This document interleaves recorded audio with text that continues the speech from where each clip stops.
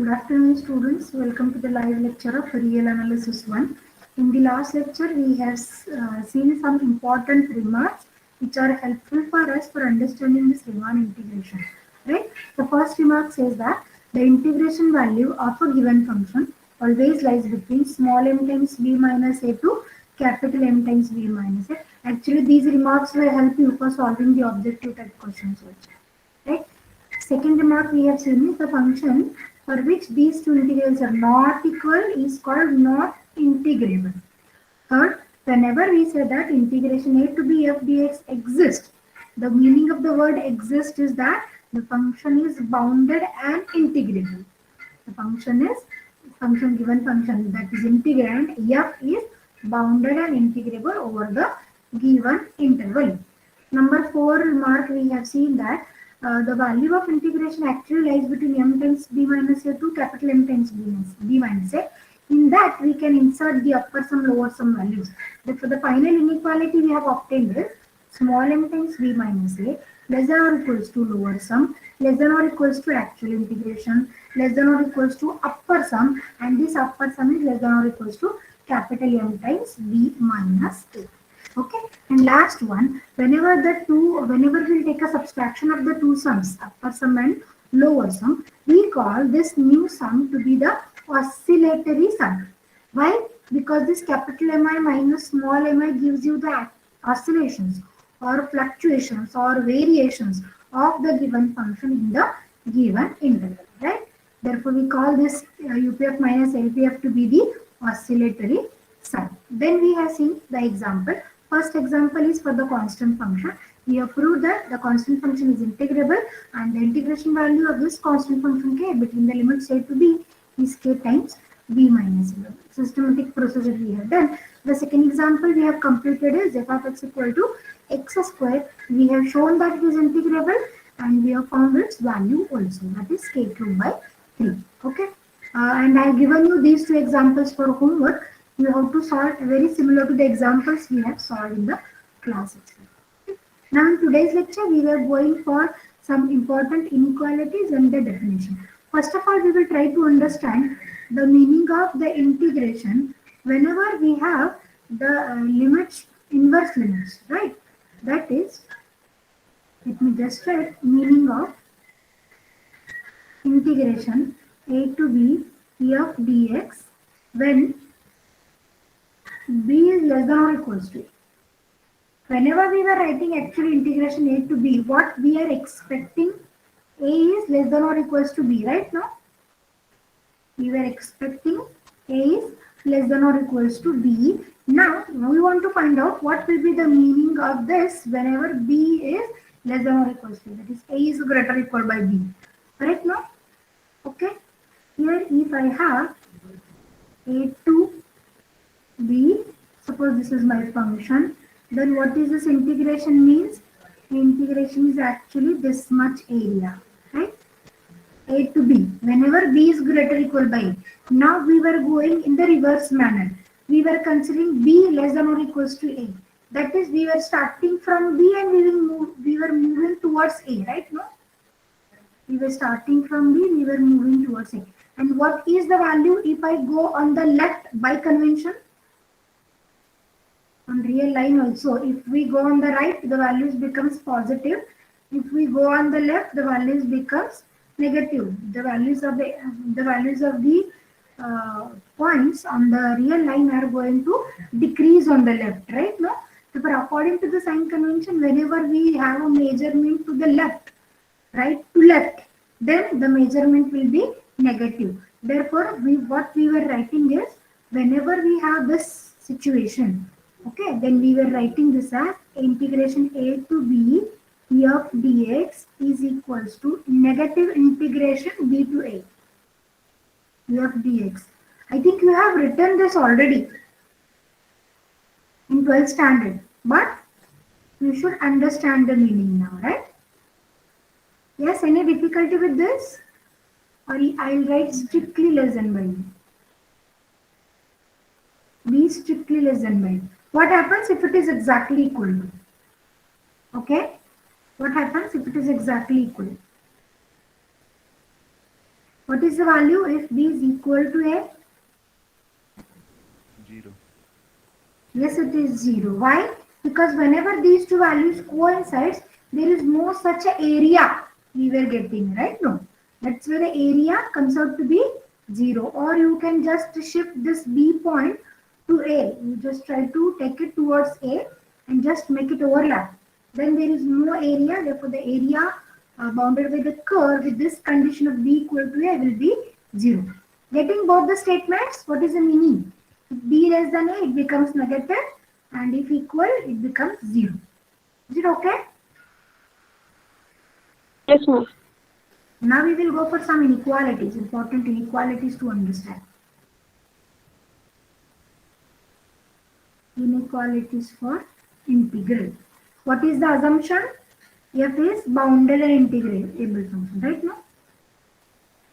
If f is bounded and integrable function on which interval, say closed interval a to b, then we have already proved that. Now what we have proved, the value of integration lies between value of integration a to b f dx lies between which two values? Yes? Yes, students? Just now we have recalled, no, small m times b minus a to capital M times b minus a. What is capital M? Suprema of the given function in this interval. Small m is infima of the function. Okay. And when this is true, whenever b is greater equal by a. Whenever b is greater equal by a, here I will write where capital M and small m are supremum and infimum of f in closed interval a to b. Now we'll try to understand the effect from this inequality whenever we reverse this. Okay, that is whenever a is greater than b. Now suppose a is greater than b. What will be the effect if a is greater than b? A and b will be replaced in this inequality, right? Therefore, here I will write this is small m times a minus b less than or equals to integration, yes, b to a. I am replacing those a, b positions, right? F dx and is less than or equals to capital M times a minus b. What we have done? Interchanging a and b in statement number 1. Because this inequality is true for b greater than a. Now I am writing a greater than b. Therefore, just we will interchange the position. Now we will try to write in terms of this original equation number 1. If I wanted to write the left hand side as b minus a and here b minus a, what should I do? Should I multiply by minus 1? Multiply by minus 1. What happens if I multiply by the negative sign in this statement? M times b minus 8 is, this is negative integration b to a f dx, and here it is capital M times b minus a. Yes, what is the effect on the inequality if I multiply it by minus 1?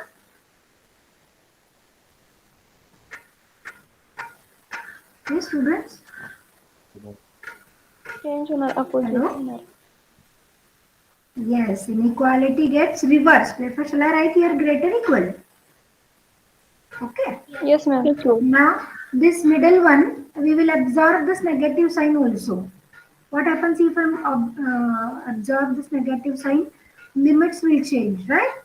If I shall I write a to b.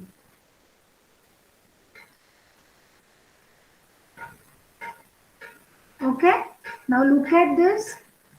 Whenever b is less than or equal, b less equal less than by a, we say that, now here actually we say that the smaller value of your integration is m times b minus a, or it is the lower bound, and this capital M times b minus a is the upper bound. But if you change this inequality b greater equal by a to b less equal by a, it becomes exactly reverse. Capital M times b minus a becomes the lower bound, and small m times b minus a becomes the upper bound of the value, integration value, right? Yes, any difficulty with this inequality? No, ma'am. Now we will go for some important deductions.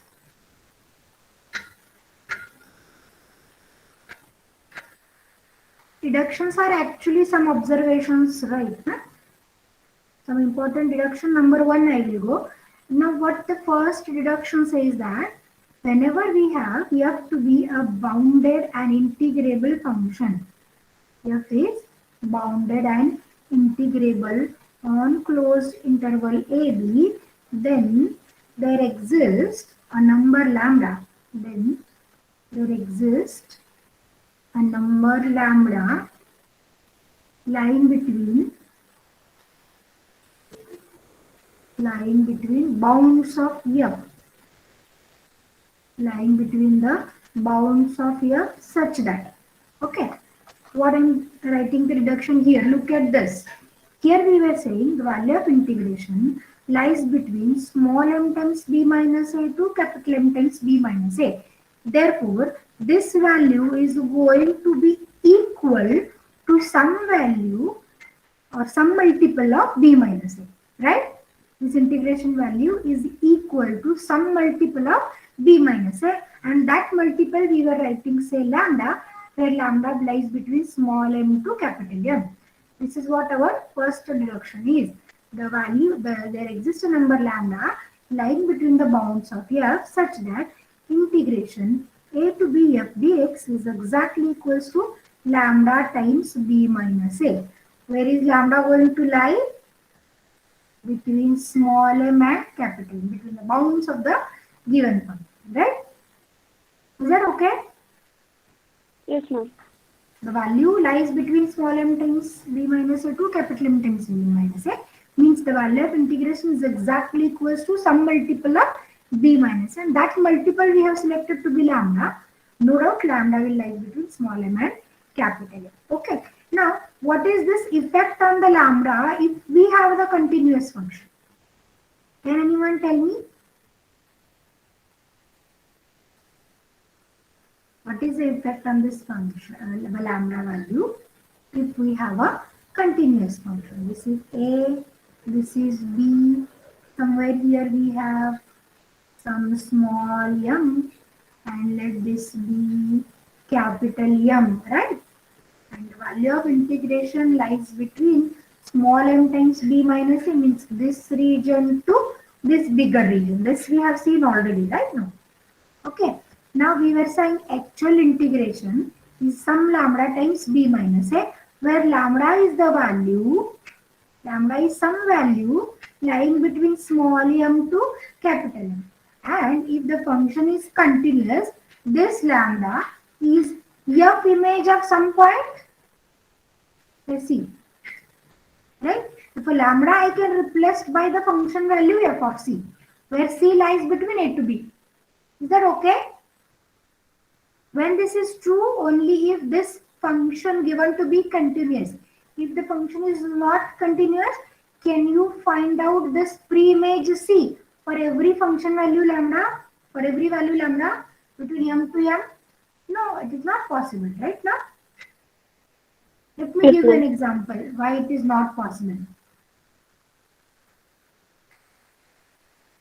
Suppose I have a step function, some value say 1 and 5 it will take, or 1 and 3 I will write. Okay.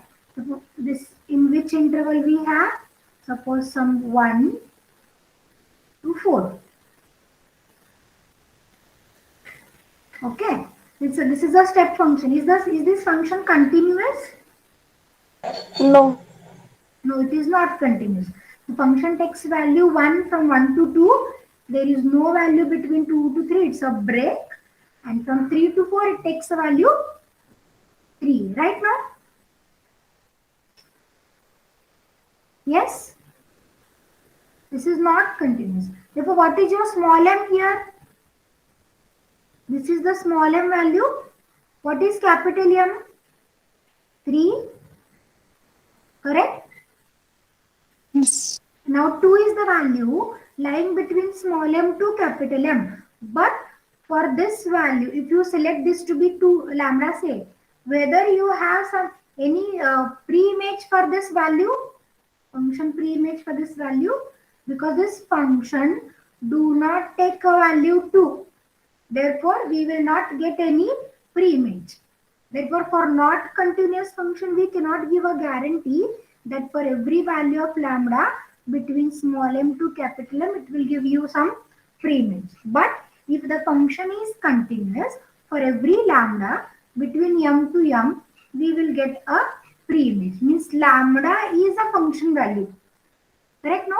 Lambda is the function value. Therefore, here, if I put a restriction on the function f to be continuous, this lambda can be replaced by a function value. Let me write a second remark. If f is continuous and integrable,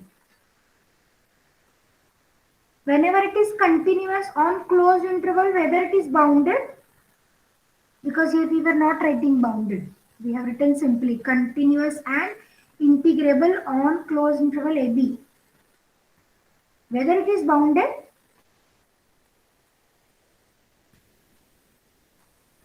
yes,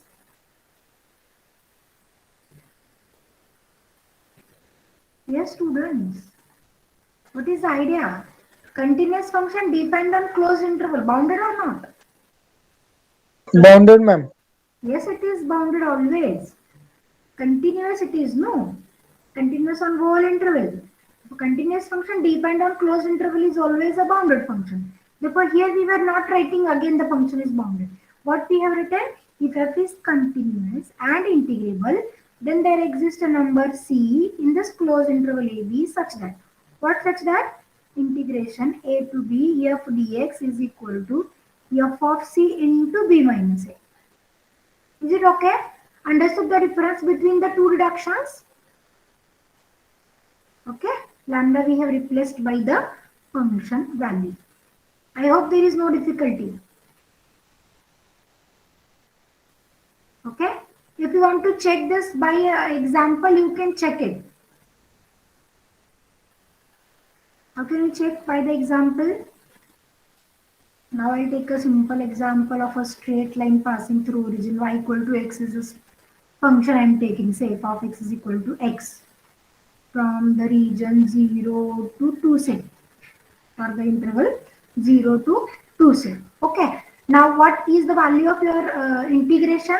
This is this area actually, right? Now, what is the integration value?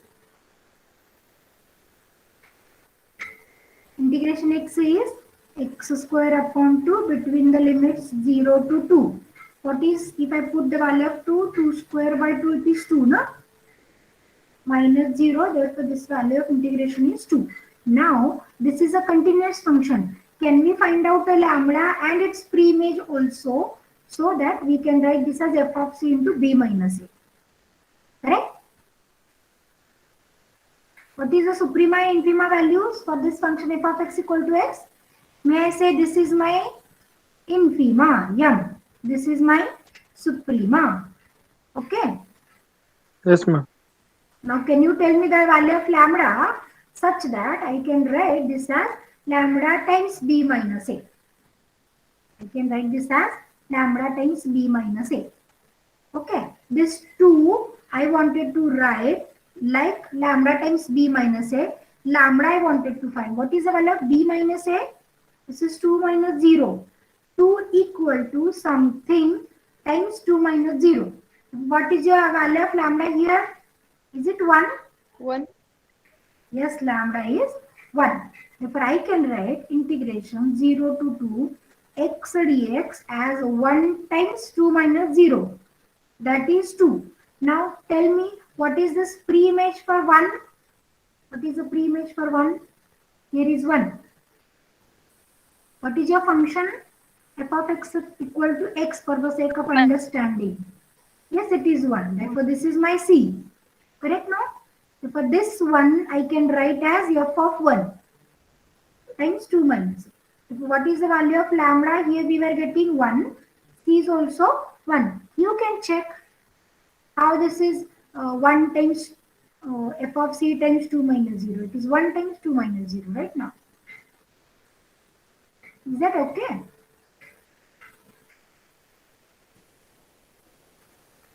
Hmm? Are you getting me? How we have found this value of lambda and c also? Yes, ma'am. Hmm? Is that okay? Actually, whenever I am writing this lambda times b minus a, what is b minus a? 2 minus 0, na? And if I write lambda times b minus a, that is this 1 times 2 minus 0. Right? 1 times 2 minus 0. What will be the area under the consideration? This is 1. This is b minus a. 1 times b minus a. This gives you this pink shaded region, right now. Now, one can replace this uppermost triangle. This triangle, one can put it here, no? So that it becomes the area of this rectangle. That's why we were writing this is 1 times b minus a. This is lambda. This is b minus a. What is the value of lambda? 1. लक्षात येतोय का बघा हा इथला छोटासा जो त्रिकोण आहे ना हा उचलून मी जर इथे टाकला तर तुम्हाला एरिया ऑफ रेक्टँगल मिळेल ना with height 1 breadth b minus a. That is 2. Okay? Try to get this deduction. Try to understand this. Okay? With the help of simple example, I am telling you. Yes? Any difficulty with the deduction? Number 2? No, no. Okay, let me go for deduction number 3. In this deduction, if the if k is given to be the bound of the function, we will check what will be the bound of your integration. Statement is, if f is bounded and integrable on closed interval AB and k is a number such that mod of f of x is less than or equals to k for all x in the interval AB. Means what is k playing a role? K is playing a role of bound of a function, right now? Then we wanted to show that mod of integration a to b f dx is less than or equals to k into mod of b minus a. This is what we wanted to prove. Okay? If k is the bound of integration, k into mod of b minus a will be the bound of your integration. This is what we wanted to show. Okay? Now here already we have written one inequality. Okay, let me start with this first. We know that mod of f of x is less than or equals to k given for all x in the interval a to b, right? Okay? What is the meaning of mod of f of x less than or equals to k? F of x lies between which two values? Yes? F of x lies between, may I say minus, huh? Hello?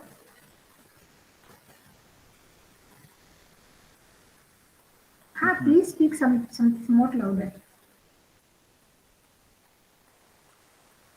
May I write this as minus k less than or equals to f of x less than or equals to plus k? Yes, ma'am. Okay. Yes, Now ma'am. what I will do, I'll check the integration. In f I have found, let us go for finding the integration and then we will put a modulus. Now in order to find out this value, we were considering two separate cases. For three separate cases I will consider.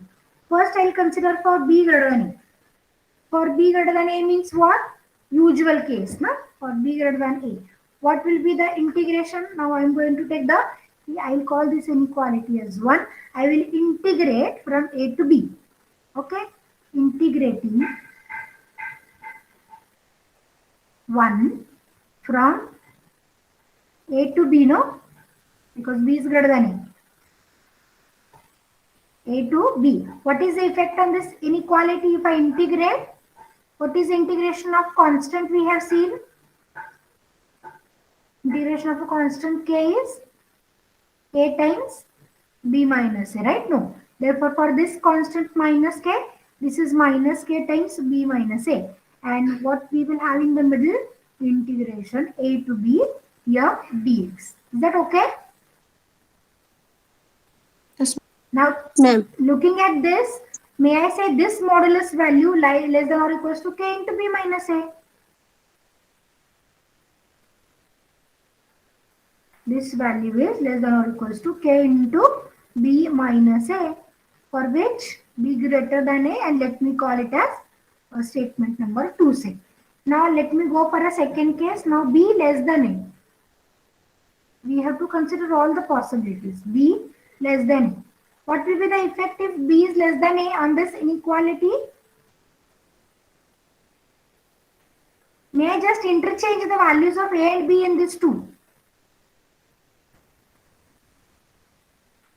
Interchanging a and b in this two, right? Let me interchange. What will be the effect if I interchange? Integration b to a e of dx less than or equals to k into a minus b. Is that okay? Yes, ma'am. But here you should think b greater than a means a minus b. But a greater than b is the case I am considering, no? B less than a means what is the value of a minus b greater than 0? Here b greater than a, therefore what is the value of b minus a greater than 0? Means whatever is this quantity on the right, it should be positive. Correct, no? For b greater than a, it is b minus a. For b less than a, it is a minus b. That is a greater than b, no? Okay, it's positive. Means what should be your right hand side? Should be always positive. Okay. So for combining, okay, let me write one more case for a equal to b. What is the value? Integration value. The result is true. Can I say 0, 0, na? What happens if I take a equal to b? Left side 0, right side 0, right? No?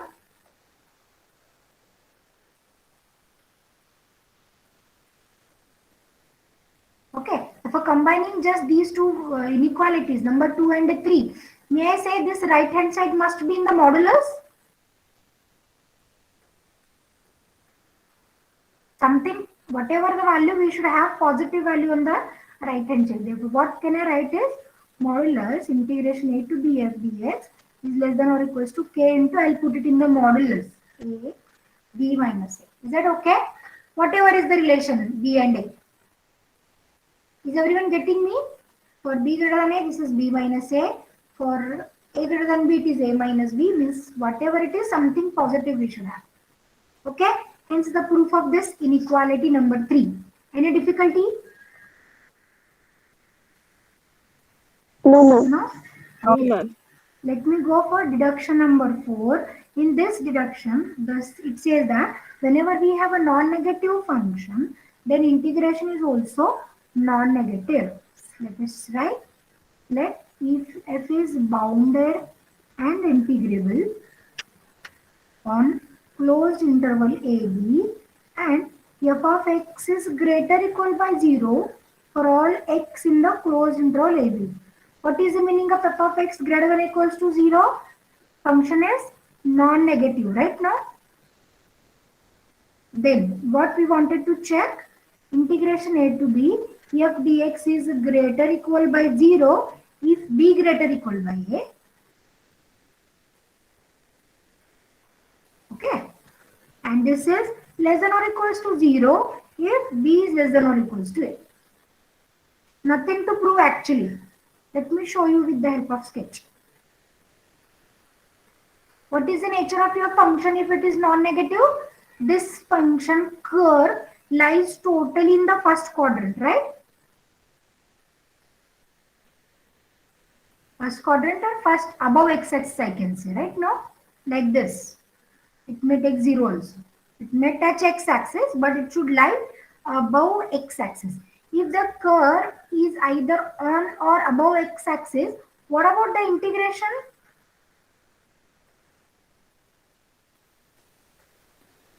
What about the integration? Base it is non-negative. Correct, no? Whenever we have this kind of curve, how you are considering the integration? Do you know the sign convention for this function? What is the area of the integration for this curve? Suppose this area is A1, this area is A2. How can I give the total area of the function here? Yes? Do you know this?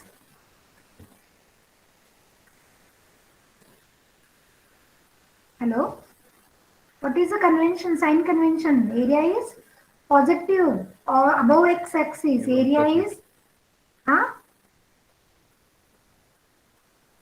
Yes, Munde?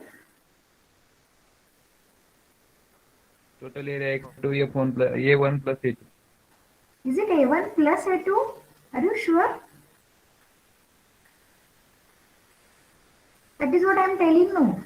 Whenever we have a curve above x-axis, the area is positive by convention. And if it is below x-axis, we are considering the area negative by convention. But what is the total area here? Is it A1 plus A2 or A1 minus A2?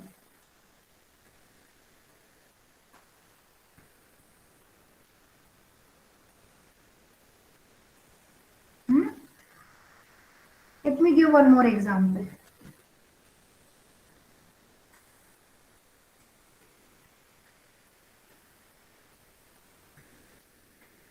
Suppose I have a function y equal to x and it is between the limits -1 to +1, say. Can anyone tell me the value of integration?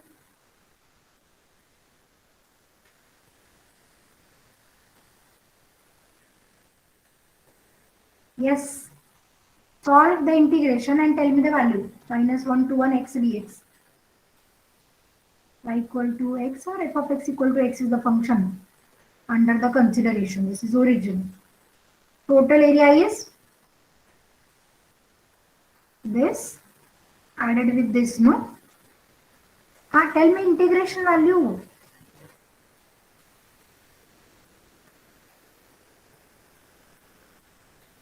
Students, integration value. What is integration? What is integration x? X square by 2. Hello? Odd function la 0 integration and even function la 2 times of that integration 0 to 1. Why that is why can you tell me the reason? Why you are saying like this for odd, for even? You should know the reason, basic fact you should know, right? Let me explain again, right? If this integration, let me solve the integration here. How much is the value? If I put upper limit, this is 1 by 2. Subtracted with, if I put the lower limit, -1. 1 by 2. 0, na? Okay. Now try to find out the area of this region, this triangle. What is the area of this triangle? Let me just name those coordinates. O, A, B, C and D. Okay. What is the area of your OAB? Area of triangle OAB. Half. What is the base? 1. Height? 1. Correct, na? Y equal to x is your function. What is the area? Half. What is the area of this OCD? Half. Length is never calculated negative. Therefore, half again. This base is 1, height is 1. Therefore, this is half. Therefore, actually there should be an addition, na? Half plus half.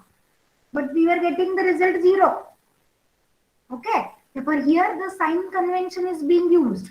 What the sign convention says that whenever area is calculated above x-axis, it is considered positive. Whenever the area is below x-axis, it is considered negative. Therefore, here how much positive area we have? Half. How much negative area we have? Half. Let us add them. This is actually a fact. Plus minus half. Therefore, it is 0. Again, if I call this as A1, if I call this as A2, okay, then for what is A1 plus A2? A1 plus A2 is, A1 is plus half, A2 is minus half, therefore the area is 0. This same convention you have to follow simply. Correct? Understood or not? Yes, ma'am. Okay. So similarly, you can check for sine function, cosine function. Okay. Let me come to the Riemann integration. Therefore, here, whenever you have a non-negative function, what about their values? Small m and capital M. May I say both will be non-negative? Right? No. And what is b minus a? Non-negative. But we already know that integration lies between small m times b minus a to capital M times b minus a. What is the product of the two non-negative numbers? M and b minus a?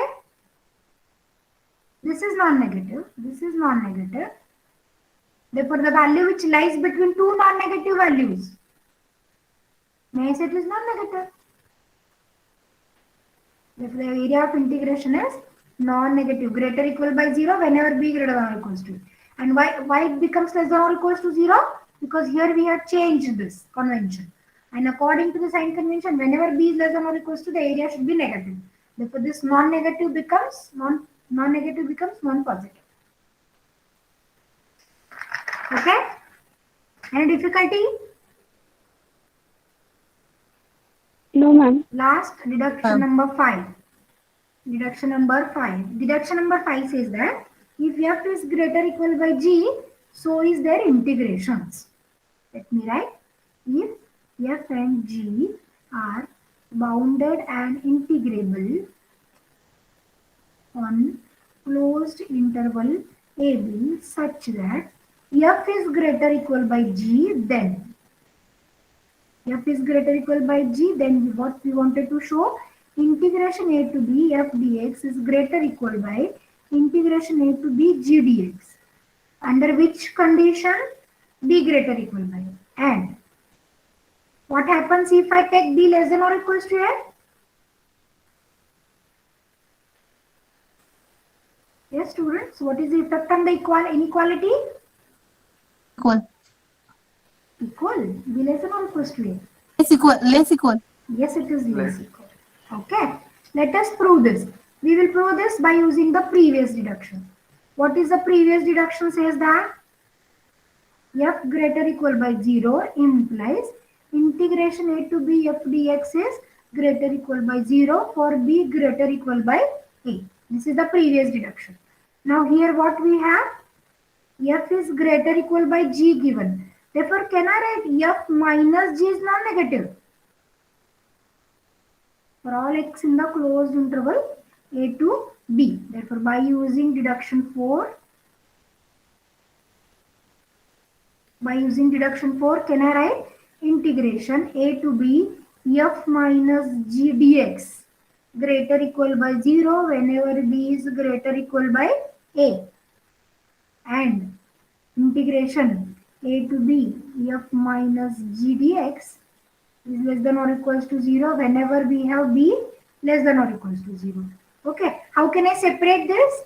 Integration f minus g is integration f minus integration g, no? And just shift integration g on the right. Therefore, we get integration f dx is greater or equal by integration g dx. And for the second one, integration g we have to shift on the right. Therefore, this integration f dx less equal by integration g dx. Hence the proof. If you have any difficulty in these 5 deductions, you can ask me.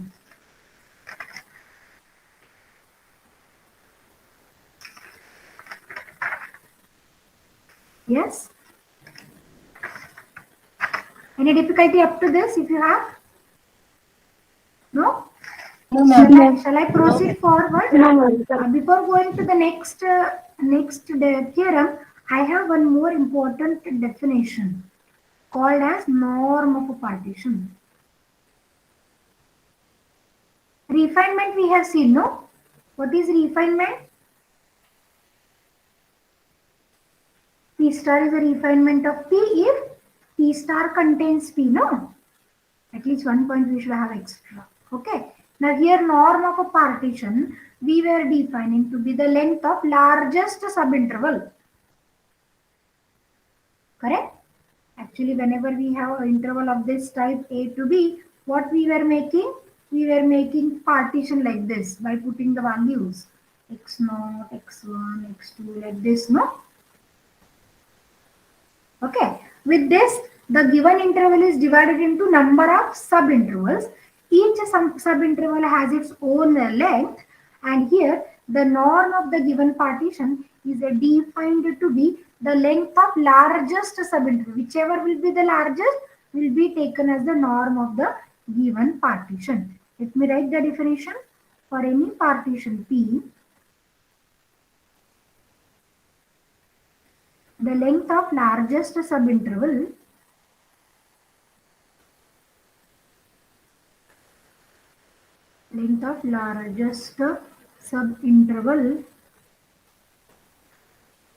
is called norm or mesh. Another word is mesh. Norm or mesh of the partition.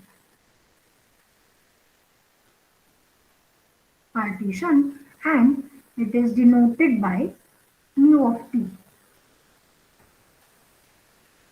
Mu of P or mu.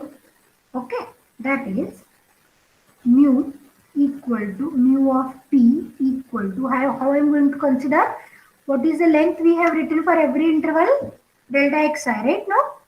Delta xi is the length of ith subinterval, and here we were going to find out maximum where I runs between 1 to n. Is that okay? In all, we have n subintervals. Whichever the interval giving you the largest sub length will be the norm or mesh of the given partition. Norm or mesh of the given partition. Okay.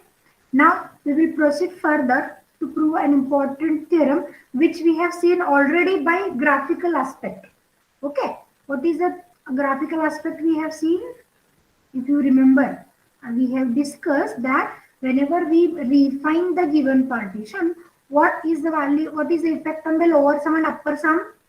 If this is the actual curve. Okay. What we have seen regarding lower sum, if we refine the partition by P star, say LP star here, then what we have seen, lower sum increases and it is going towards the actual area, right now? And what is the effect about upper sum? Decreases. Yes, upper sum is going to decrease. Then what is the relation between the two? LP star F is greater equal by LP and UP star F is less equal by UPF, right now? This is we have seen graphically. Now let us prove by mathematical step as a theorem. Therefore, let me write a statement. If P star is refinement of a partition P, then for a bounded function F, prove that. What to prove? 2 points we wanted to prove. First is LP star F is greater equal by LPF. Is it okay? Lower sum increases with respect to partition, right? What is number 2 we wanted to prove regarding upper sum? UP star F is less equal by UPF. Okay? Let us prove this in two different parts of the proof. In first part, we will prove the result regarding the lower sum. That is LP star F is greater equal by LPF. Whenever we were considering P star to be the partition, sorry, P star to be the refinement of P, what is the meaning actually? What is the meaning? P star is the collection of points of the interval. Okay. P is also the collection of points of the given interval. Right? Whenever we say P star is a refinement, we know that P star contains P, or P is a subset of P star. Now what we were considering in order to prove the result, that how many points is big, how many points are more in P star, we don't have any idea. Therefore we will start with that P star contains just one more point than P. P star contains one more point than P. Okay. What I'm trying to say is, suppose this is my interval A to B with 2 points. Okay. So for how many points we have total? 4 points. Now 1, 2, 3 and 4. Say this is the original partition. Now what I'm going to do?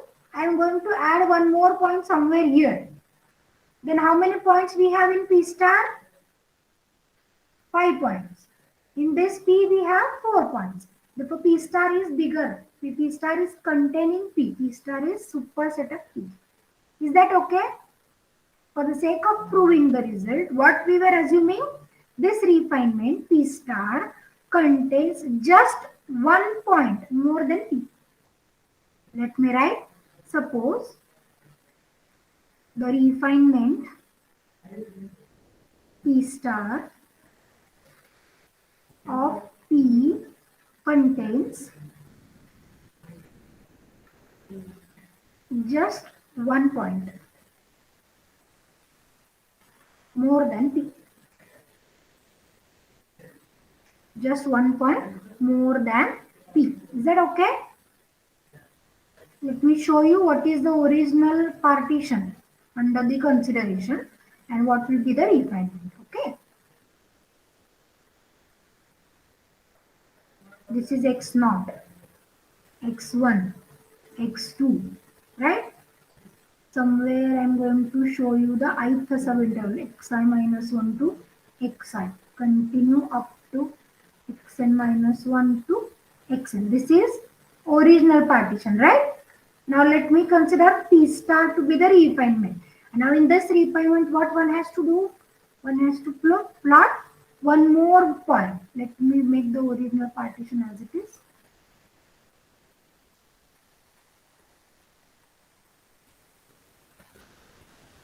For the sake of convenience, we were considering this extra point be zeta and let it lies between the ith subinterval.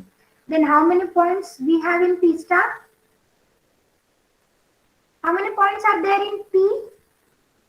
X0 to xn. N? Sure? N plus. Yes, N has n plus 1 points, right? How many points we have in P star now? N plus 2. Yes, we have n plus 2 points. Therefore, whether P star is refinement of P or not?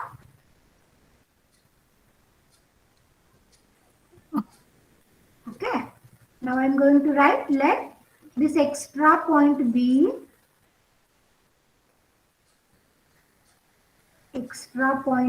zeta and it lies in ith subinterval.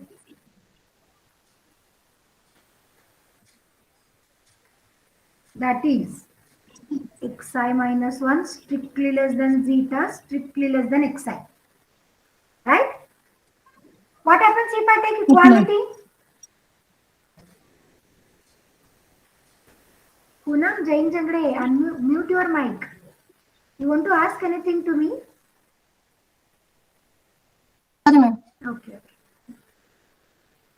Yes. What happens if we take equality here? Xi minus 1 equal to zeta equal to xi. Will it be a partition, a refinement? If we take equality here, what will happen? This zeta will coincide with xi minus 1 once. Okay. Or zeta will coincide with xi. if zeta coincides either with xi minus 1 or xi, whether this p star will be a refinement? No, it will be the original partition, right now. It will not be the refinement. Therefore, in order to have this p star as a refinement, what one has to consider? Zeta strictly lying in the ith subinterval. Okay? Okay, ma'am.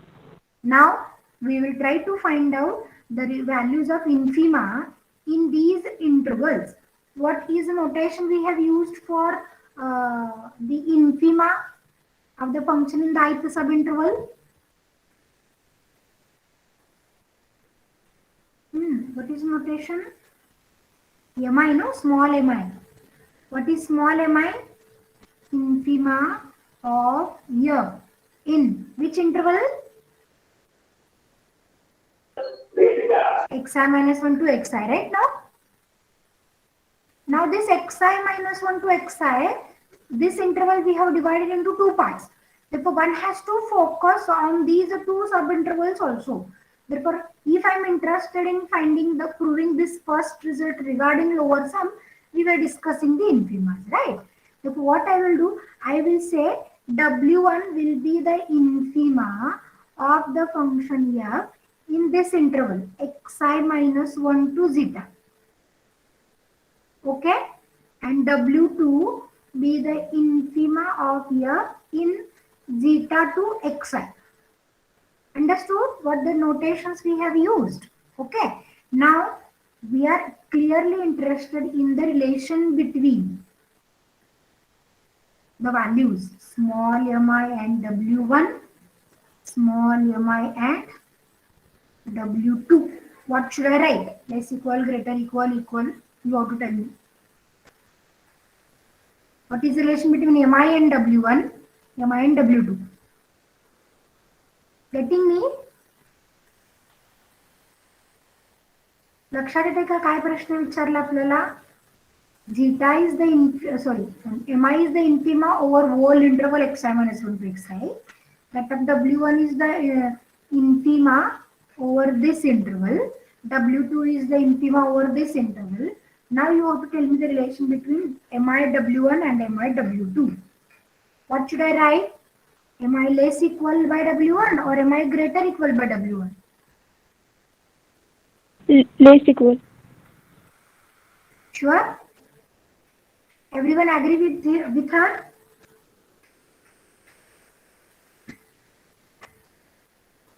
Yes?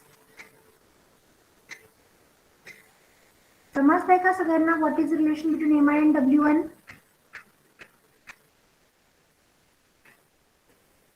Example घ्यायचं. खूप वेळा झाले ना आपले examples घेऊन आता.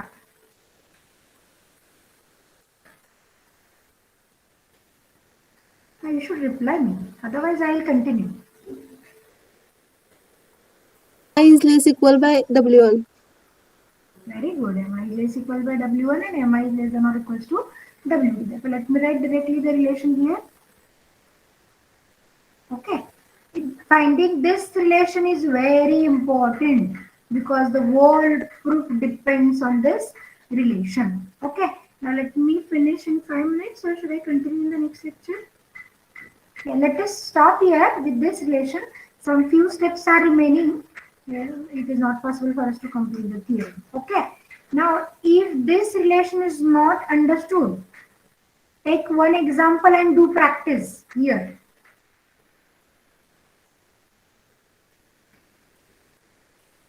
Okay. In the next lecture, we will continue with the proof of lower sum and interval. Similarly, whenever we were executing regarding upper sum, here instead of considering infima, we were considering supremas, no? Then what will be capital Mi? Suprema in the ith subinterval, capital W1 suprema in that first interval xi minus 1 to zeta, and zeta to xi is W2. Now I want the relation between capital Mi, capital W1 and capital Mi and capital W2. Okay? In order to complete the second part of the proof. Therefore, you have to focus on this relation. Right? This is important. Tomorrow you have to tell me this relation also. What is the relation here? Okay? Let me stop for today. In the next lecture, we will complete the proof of this theorem. Thank you for being with me for this today's lecture. If you have any difficulties, you can ask. No? No, Let ma'am. me stop then. Thank you for being with me for this lecture. Ma'am, please upload lectures on the YouTube.